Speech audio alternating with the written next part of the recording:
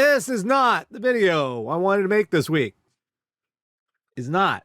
I had a really cool video idea that I wanted to do that just came to me out of nowhere. I'm like, hey, that's an interesting topic. It's something I can talk about. People might be interested in it. Then I can share links to other stuff. It'd be really kind of cool. Then YouTube dropped a dookie and a punch bowl. I am so sick of this crap. About 2 or 3 weeks back, somewhere between August 10th and August 17th, we started noticing a drop-off in views. And when I say we, I don't just mean my channel here. I mean everybody. Everyone. Linus Tech Tips, Red Letter Media, Yahtzee, Adrian's Digital Basement, even like folks I know, friends and collaborators like Todd in the Shadows and Linkara. All of us were starting to notice we had a drop in views, something like 25 to 30%. I have had drops in views in the past, which weirdly enough, like one of our biggest drops in views on the channel here over the years has been when Tara announced she got cancer. I can only believe two things: that many of our viewers and subscribers decided, ew, cancer, and fled in disgust, or, and probably the more likely reality, YouTube decides advertisers are scared of the cancer and does not want to have their stuff associated with us, so they stop sharing it too. That's probably the more likely option. Well, something like that has happened again, only to a lot more people. YouTube added AI. They have added an AI detection to decide which videos are mature content and which are fine for kids. Now, I want to point out that's what YouTube Kids is for. Children should not be watching the app. There was a whole thing about all of this. They put, and we also, we get to say if our content is for kids or not.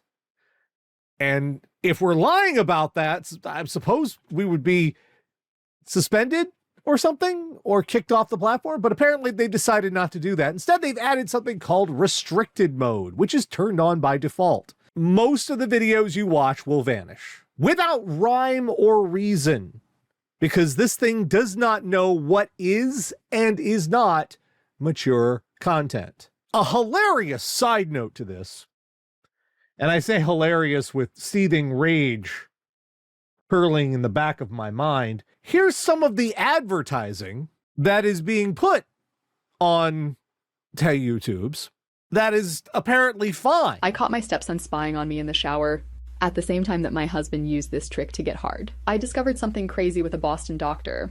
I almost fired him until I let my stepson test it on me at dawn in the bedroom. It's really a homemade hardening trick, most effective for guys over 40.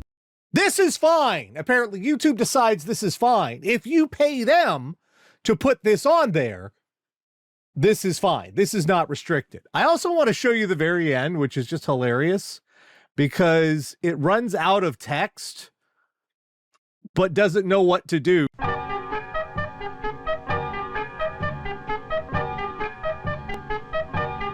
Well, it's just that one ad, Nash. It's just the one. To take my eyes off my husband's pants since he tried this morning trick. What happened afterward was unbelievable. I thought it would be just another quickie, but my husband went hard on me for 2 straight hours after trying a simple secret mixture. Okay, my Peacemaker video doesn't even have any Peacemaker footage. No! My Alien Earth video, which again, doesn't even have any alien footage. No! But the robots talking about boingy boingy with stepson. I can tell you the restricted mode is turned on by default. That sucks. Here's how you shut it off, and you have to shut it off per device. It is not an account-wide shut off. You have to go to, if you watch YouTube on your TV, if you watch it on your phone, if you watch it on your computer, you have to shut it off on each of them individually.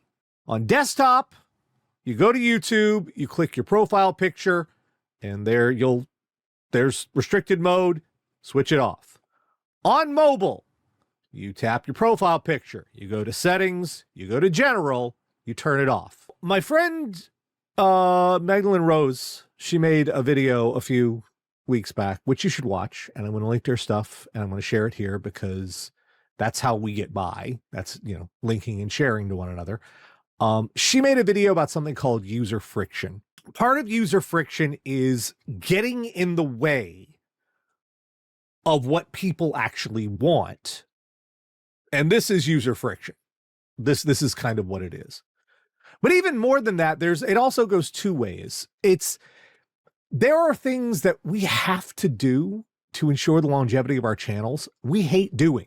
And I hate it so much I forget to do it even though it's necessary. I hate telling you to like and subscribe to the channel. I hate telling you to click the bell so you'll always get notifications for the things you subscribe to, even though that should be the point of subscribing. I hate when I have to be told this, but it really is essential and it's stupid. And we hate it because it sounds like crap. We hate telling you that stuff. And of course we have people going, well, why don't you just, do this out there? She's got a rumble. We have been doing this collectively for decades. We have thought of anything you might suggest already. You they're not going to I'm just saying them for it's going to be on YouTube. It's going to seem a little silly. There's a phrase from computer development you may be familiar with. It's called eating the dog food. It comes from an old dog food advertising campaign where the company would say, why even our own dogs eat our product. And then some product manager somewhere along the line in computer development coined the phrase eating our own dog food. Eating your own dog food is what a company tells its employees and its departments and its heads to use their own product. So say if you were at Microsoft and you were eating your own dog food, you would be required to use Microsoft Word and Microsoft Outlook. You could not switch. Like if you wanted to use Thunderbird, too bad.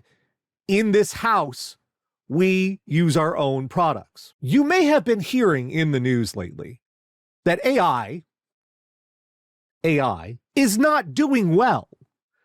That we are on the precipice of the bubble finally popping, because that's what it is. It's a hype investment bubble.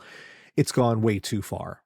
And investors and managers and CEOs, they're getting nervous about this because they've invested a lot of money into this and they're not seeing the returns they were promised.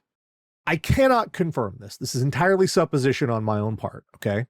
But do take into account the fact that Google is heavily invested in AI. They have bet a lot on this.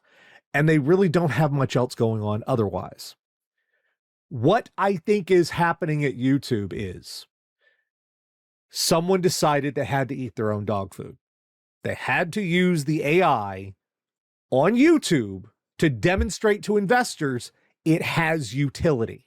And of course, the result is it's bad at its job.